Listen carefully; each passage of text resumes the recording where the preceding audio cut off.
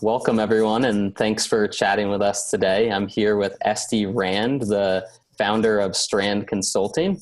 I met her about a month ago, and we were chatting, networking through LinkedIn, and happened to jump on a phone call together and had a lot of great synergies. And I'm glad to be talking with her today about professional presentation and how it can apply to your freelance business. So she knows a ton about running small, medium-sized businesses. She's helped probably hundreds of business owners navigate the waters of running, growing, starting their companies. So we're going to talk to her all about this. She has a lot of advice for you, and I'll be sharing some thoughts as well on how you can handle professional presentation with your freelance business. So thanks for chatting with me today, Estie. Thank you so much for inviting me, Connor. I'm really excited to be here. Yeah, of course. So let's dive right into it. So to kind of start it off, let's just in general talk about professional presentation and how it applies to business owners, whether they're a freelance business or just someone that's running their own service or product company as well. Totally. So one of the hallmarks of professionalism is consistency, and part of that brand perception is what creates value for you. That was a lot of potential gibberish. Let me put that into English. Sure. If you look professional, people are willing to pay you more money. Yeah. That was plain English. If you walk, let's say a barber shop, and you walk in and like the place is kind of messy and there's stuff blocking the door and the guy's like not really ready for you. You're like, eh. And the equivalent of that is like, you don't really have a web presence. There's no real logo. Like it just doesn't look right. In service, we don't have a physical location that people come to so much, especially now with, massive global marketplace. Your online presence, your branding is your professional presentation. That's your store. Keep it clean, keep it neat, keep it consistent, right? If every time I walk into the barbershop, there's something else going on. One day there's like loud music playing and party and they hand me a beer when I come in to relax. And the next time I come in, they hand me a glass of water and there's classical music playing. You're like, what is this experience? Right. Exactly. And some people run their brands exactly like that. Like one day it looks like this, one day it looks like that. Like, oh, let me try this color. Yeah. No, completely agree with you. And the consistency is so important. I remember when we first started Freeeup, I was in control of all of our content and our marketing and our grammar pretty much. And that was really what I was focused on was let's be as consistent as possible here. So people think of us as a professional business, even though we may only be a couple months into actually running the company. Exactly. And those little things, consistency and brand presentation you can't even measure it. The difference in how people view you, your skill level. You could be the exact same skill level, super talented, but it's like how you dress. Yeah. If I'm wearing sweats, it doesn't look the same as if I'm dressed up. Yeah, completely agree. Awesome. So let's dive into a little bit, put ourselves into the shoes of this freelancer. Maybe they're just getting started, or like you said, they could have an amazing skill set, but maybe they're not presenting themselves as professional as they could be. What does it look like for them? What should they be thinking about as they're starting to think about being professional as a freelancer? Totally. So you have your basics, right? Especially if you're in the global marketplace, but even if you were doing something local, your basics are you need a professional looking headshot. And I don't care if your best friend took it on their iPhone in your backyard. If it looks professional, it's good. Okay, I don't need a professional to take it, but I want to see a face. Now, you want to be a cartoon, you want to be a sketch, that's also okay. But I want to see a human. Okay. And I want that human to be consistent across all the platforms. So I don't want to see like a picture of your dog on your, LinkedIn profile. Most people don't do that, but they will do it on Facebook, even though they use Facebook for business. I want to see your face. I want to see your head. And I don't want you looking like, with a 10-year age gap in the different ones, right? It's like, well, here was me 10 years ago when I opened the profile. Here's me a few years ago when I updated it. And here's me today on my email. Right. Look like one person. Okay. And a logo, pick some branding colors. Does it have to be super professional? Really not. There are marketplaces like Freeeup that can do logos really cheap, and a bunch of other ones that I won't mention on this chat. Or even like hack it online, just something, create some kind of identity. In the beginning, doesn't need to be perfect. Don't pay hundreds or thousands of dollars, but have something that's representing you. Pick some consistent colors, fonts, get a look to you. get a look online, your face, some kind of colors, some kind of logo, and have a web presence. Yep. Yeah. So when you're talking about the headshot, why, to kind of explain it, why is it so important that it's so consistent that, if you go on Skype, if you go on Gmail, if you go on social media channels, if you go on, anywhere, that person's face is the same. What kind of impact does that make on their potential clients? How could it turn them off if it was different? What is your thoughts there? Totally. So I'll tell you like this.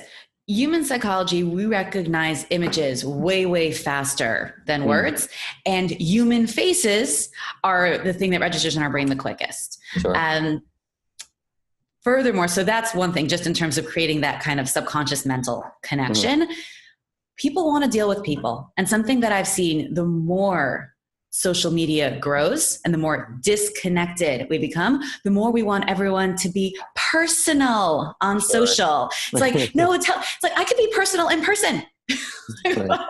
But no, I want to be personal. I want to deal with the human, especially all the suspicions of like AI and all the chatbots. I'm like, I want to know that there's a human here. Right. I want to feel like I'm dealing with a real person.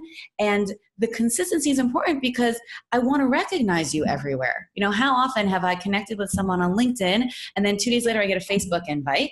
Yep. I don't always know that it's the same person. Their name is different, right? They've used like a nickname on Facebook. The photo is different because it's, like them and their best friend, but they're half cut out. So I'm like, I don't really know who's connecting with me here. And then when I get an email from them, so their avatar and their email is also different. And I'm like,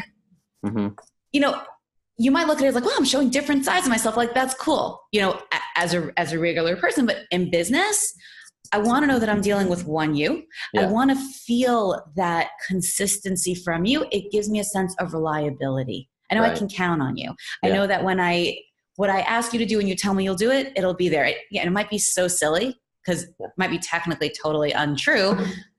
People are weird like that. Yeah. And it also just eliminates the need for them to have to wonder, is it the same person, right? If there's the same picture every time, you're like, okay, I know that's Connor. I know that's it. And I start to remember it.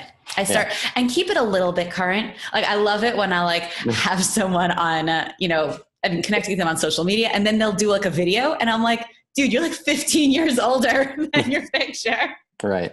Yeah. I would say within the past 2 years, is that a good rule of thumb? It kind of depends on your age range. Like, if there are any older fellows, like if you've gone gray since your last headshot, dye your hair or update, if you've had like a really significant change to your look, like I had a short hair avatar and headshot consistent across all my platforms for ages. But it's long. I agree. And it looks different. And I went to give a workshop and a few of the participants are like, oh, wait, you're Estie? You don't look like your avatar. And I was like, whoa. And I updated. Updated across all platforms. I'm like, that's really significant. I want to be recognizable. I want people to know that I'm me, and I don't want to confuse people or even give them that slightest subconscious message that I'm not consistent and reliable. Awesome. Yeah, that makes a lot of sense. Thanks for clarifying that. How about when it comes to creating content for yourself as a freelancer? So most of the time you're one person, but there may be some freelancers sometimes who are running a agency, let's say, or they have a number of VAs that are also working with them that work with clients. What's your best practices for talking about, themselves in the I form, or, we're providing you the service versus I'm here to provide you this service? What are your thoughts there? That is such an important question. So I'll start by saying both of them are good. There's no one that's better than another. Very often people think like, no, it has to be the I personal. People think, no, it has to be the we to be bigger. So I'm going to tell you that each one is different and it depends who you want to be long range. Okay. So if you want to be perceived long range, even if you're not there today as a company, right? Even if you're one person, but your vision, your dream for this is you're going to hire people and you want to be perceived as a company. Okay. Start with we right away. We do this, we do that. Get a couple VAs, Freeup's got a bunch of them, so you can build out your team and your staff. That's your brand perception. You're larger than yourself, and you can do it from day one, even just with the word we. Sure. if you want to just be a freelancer, and there are some super, super successful freelancers, there is nothing wrong with it. You own your life, you own your time. No one else is relying on you for their paycheck. Right. This is not a bad thing. Stick with I. You're just a you, and that's okay. And I'll tell you furthermore, even if you maybe want to be a company, there's a place for the I. If you want it to be that very personal brand, if you want this to be like an all about me thing, we talk in the I, even if we have a team. Yeah. But in general, it's, do I want the perception of being a larger than myself we, even if I'm not there yet? Or do I always just want to be an I? And in that case, don't be a we. Like, don't fake it. Awesome. And then, so off of that, how about, and then we'll get into this, but all the different, a portfolio or a social media profile, or if you have a website, how about the content across those? Do you encourage them to be consistent? Should they be identically the same? Should you slightly vary it? What are your thoughts on that in terms of content as well? Gosh, this is such a great question. So I got to start by telling you a story. One of my clients, I can never make these up, by the way. Right. One of my clients they're all real examples, but I blur them because you never know who listens to these things. Yeah. So let's say he was an accountant. Yeah. And he hired a professional company to generate his content. So they write him blog posts, and then they would put it into a social share like Hootsuite or one of these and just blast it across platforms. So it would tweet with a blurb, and it would go to Facebook, and it would go to LinkedIn, and it would go on his blog, and it was all over. And so it was the same one blog post on his website that was then just blasted everywhere. Sure. Guess how many likes, comments, and shares he had on this, on the various platforms? Probably a very small amount. Yeah. 0. Yeah. And he's like, but Estie, I'm everywhere. I'm like, you know what you remind me of? You're like a restaurant with a giant glass window on a main avenue that people are always walking by that no one's ever eating inside. Right. It's terrible. Yeah. So that as the worst case scenario, okay, you can always repurpose content. You usually cannot replicate it. Every single platform is different. The atmosphere is different. I like to explain it kind of like a party. You know, so there's all different kinds of parties. There's weddings, there's birthday parties, there's networking events. There's all different kinds of parties. Super Bowl party. Like, you want to dress for the occasion. You want to speak appropriately at the party. You know, when you're at a wedding, you want to be screaming and going like, yeah, right? That would go for a Super Bowl party. Whereas at a birthday party, you know, you're like drinking the champagne and like, you know, getting a little like having a good time. And a networking event might not be the right place for that. So social media is not different. Don't take your memes of cats and put them on LinkedIn. Right. And by the way, your tiny little pithy statements that are awesome on Twitter don't go the same way on Facebook. So you want to be platform specific, but the inherent part of the content. Like, let's say for this accountant, you know, he's writing a post on the new taxation laws that went into effect last year. That's something that's interesting on every platform, but it's got to be adjusted. So for a freelancer, for a solopreneur, you're one person, please, I beg you, don't feel pressure to be everywhere. It's just unnecessary. You know, when you look at people who are everywhere, they either have a bunch of freelancers like yourselves doing it, or they have entire social media teams or companies. You're one person. Pick one platform and master it. If you've mastered it, okay, you can maybe do 2 at a time. But if you're on your own, start with one. If you master one, again, every platform has unique algorithms, how they work. And, you know, I don't know if we have time to go into like what's best on each one, but you can tell me. Get to know the platform. Be on the one that's best for your skill set and your industry, right? Yeah. You want to go, if you're going, let's say even just with different networking events, you're trying to build your business. If there's a real estate networking event and there's a creative networking and there's an insurance networking, and you're a graphic designer, pick the one that's a good match. Now, you might want to say, well, I'm going to go to the real estate, want to be their designer. Like, okay, but that's not what they're there for. Yeah, a little bit. Be in the place, Be in the place that your audience is. That's also a match for your skill set. Nice. And what you're good at. If you're a really good writer, LinkedIn. Yep. Yeah, agreed. Yeah. So between them, what do you think are the top 2, right? Which are probably best for freelancers who are looking to build their business, build their professional presence online and really connect with clients? So I've got to say, the truth is there's really a top 5. The top 5 everybody knows, right? We got Facebook, LinkedIn, Twitter, Instagram, Snapchat. It depends on your audience and on your skill set. Snapchat, people are still struggling to use it for business. I'll put that aside for the moment. Sure. But if you're targeting the millennial and down, or the younger millennials and down, that's your market's there. That's where they are. For most B2B, okay, and that's why I'm also putting Snapchat aside. For most B2B, Twitter, LinkedIn, Facebook, and Instagram are all amazing. Instagram is all about the image. If you're doing anything creative, okay? So any type of design or anything with aesthetic presentation, this is your home. Awesome. Choose that place. LinkedIn, again, LinkedIn's amazing for graphic designers also, but you've got to be able to write. If you're just posting pictures, you're not going to get anywhere. LinkedIn really works on the words. Again, all these platforms have a whole DM channel, right? Direct message or PM, private message, depending on what you call it.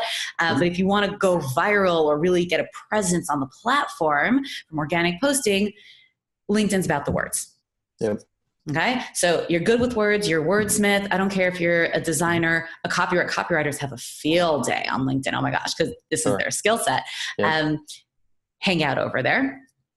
Facebook is this like major blend, and there's so much going on there, but I would say Facebook is about the emotional pull. So it doesn't matter if you're doing pictures or you're doing words.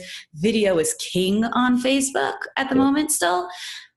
You've got to be able to be vulnerable if you're going to make it. If you're just going to be like all humble brag about it, so go back to LinkedIn.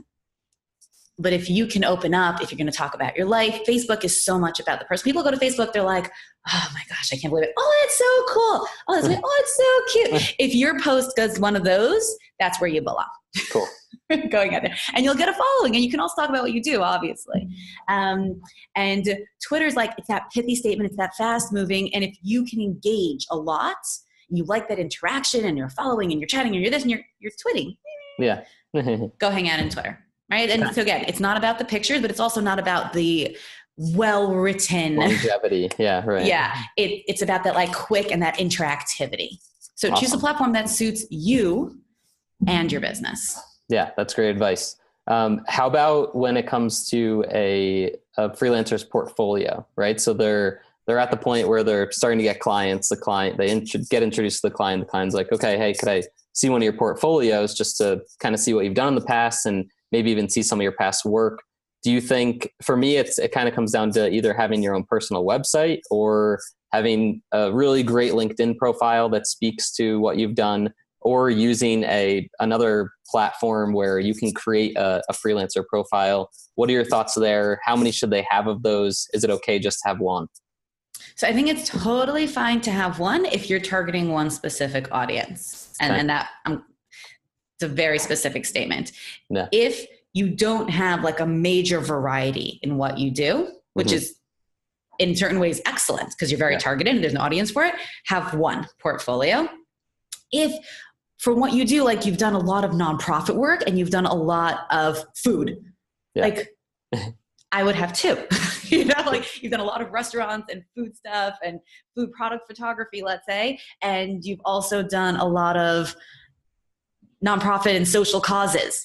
Like that's a weird portfolio. I might have two and target them. In terms of where to place them, you've got unlimited options. Again, at this stage where you're growing and you're able to up your rates and you're getting out there, maybe you're starting to hire people even under you. So you need a more professional presentation. You're going to need a website. Sure. In the beginning stages, when you're still a freelancer and you're still just trying to get those one jobs, you must have something online. Yep. It can be anything from a social media profile, right? So from LinkedIn to Facebook to Instagram. If you're a designer and you have a kick backside Instagram, I have a language thing. You have an amazing, stunning Instagram on your work. That's often enough for people. Right. That's truth. I know people who are even professional organizers who built their business off of an Instagram. I mean, that really lends itself. For someone who builds websites, honey, you better have a website. You better. You can be like, hey, I build websites. Shoemaker's got no shoes. Yeah. So you want to have what you have. If you're a designer, you better have a nice logo. In terms of where to have it, again, there are platforms like Flipbook where you can create a portfolio online that people can just flip through. And Awesome. that's totally legit. You can have it on a social profile. You can create your own site in anything from like Wix to Webs to Weebly. There's a really cool secret site that a lot of people don't know about called Strikingly. It's like a no-brainer website. Like you literally put your stuff in and like, boom, it's like this strikingly gorgeous website. So there's so many platforms that you can just throw your stuff into. Just have something. And to go back on what we said earlier, have it be professional, have it be consistent. The headshot on your site should be the same one on your social profile, should be the same one as your email avatar. Let me know that this is totally you. You know, there's about me, there's all these things. Each one that you do will give a different perception to your audience on where you're holding. That I will say. So while it's totally enough to have a flipbook thing or just an Instagram, if you don't have your own domain, your own website, the perception will be that you're at a different professional level. So again, similar to the I'm the we, how do you want to present yourself? There is a branding edge to being like the best kept secret, you know? So you don't have to do any of these things. How do you want people to see you? How do you want to be able to get away with charging? Yeah, right. Exactly. So another thing that just popped in my head, a domain, an email that is at, let's say, yourname.com versus at gmail.com. Thoughts? What do you think there? Should they have I think one that's domain? So or no? To me, that's a next level business presentation, meaning you want to go from like random person who's playing around to real professional who has a business. Yep. You've got to have an at domain. You know, when I get something, I mean, every at dates you. So like when I get an email from someone that's like at AOL, I kind of know how old they are already, or like at Yahoo, at Hotmail. Yeah. Exactly. And so you give a perception when you give like an at Gmail. So yeah. Right. Please don't give me your like, hey love at gmail.com or like rubber ducky at like, don't. But you know, from the estie.rand at gmail to the estie at strand.net, there's a difference in perception. Yeah. And it doesn't cost you anything. Most of the time when you buy your domain, you can get at least one free email address. Yep. Domains cost between $8 and $12 a year. Almost a no-brainer. Awesome. One last thing that I thought of as well, email signature. I've personally found this to be very useful when communicating with people, and I think it gives a really professional look. Do you agree? Do you think people should have a good, consistent email signature that, you know, gives a headshot, gives a little information, and maybe some links out to their portfolios and things along those lines? Oh my gosh, 100%. The largest online marketing platform today, bigger than Facebook, Instagram, Twitter, LinkedIn combined, is email. Because there are people who don't have a profile in various social sites. Everyone's got at least one email. And every time you communicate by email, you have a tiny little advertising window. Like you're like a bus driving down the street, you know, got blank sides. Utilize that space to advertise yourself. I'm going to take it even a step further. Not only should you have, you know, your headshot or logo if you have one, and your contact information, links to your stuff, you can actually advertise something there. I'm always using that bottom line to let people know about an Upcoming class that I'm giving, or letting them know about my podcast, Business Breakthrough Podcast by Estie, by the way. Letting them know if I'm going to be taking a trip or anything that's going on. People will read it. You know, so don't waste that space on like one of these disclaimers, you know, like all the information here is meant for only the person who's seeing it. And if you're not that person, then you should delete this email. Like, okay, if you're a lawyer, fine. But otherwise, use that space, advertise yourself, totally. And people want to know how to reach you. Make sure you've got information there. And just like everything else we've said, takes you to that next level of professional presentation. And the goal of all of that is people think you're worth more money. That's the truth. Sounds silly? The haircut makes the man sometimes. It gives them an easier way to trust you as well. If they see all of this that we've been talking about, they're confident that you're taking it seriously, that you have the experience, that you can deliver at a high level. So totally. It moves you from being like, you know, they don't know if you're like someone's little brother playing on his iPad. But when you see your picture and you've got contact information, you've got online stuff, it's like, oh, like this is a real person. Because the internet is and the world is so full of so many different kinds of people. Business relationships are built on trust. You build that trust through creating a professional presentation.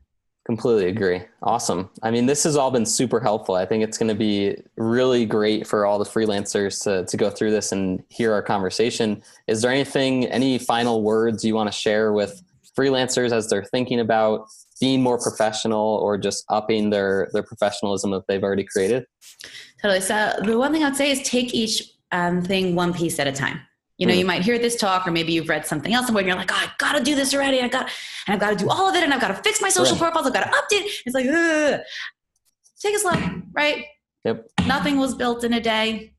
Not Rome, not New York, nothing. One piece at a time. Pick the piece that you think is most important. I'm going to tell you, start with your face. That's the biggest thing. Start with a picture. Get it across platforms. Great. Now choose a look. Whether you're going to have a logo or not, you're going to pick colors or fonts or styles, pick a look, figure out where that's going to go. Okay. Next phase, start putting it out. Pick one platform, test it out, set it up nicely, get your portfolio, just one piece, get it done well. Don't feel like you've got to do this all at once, because you don't.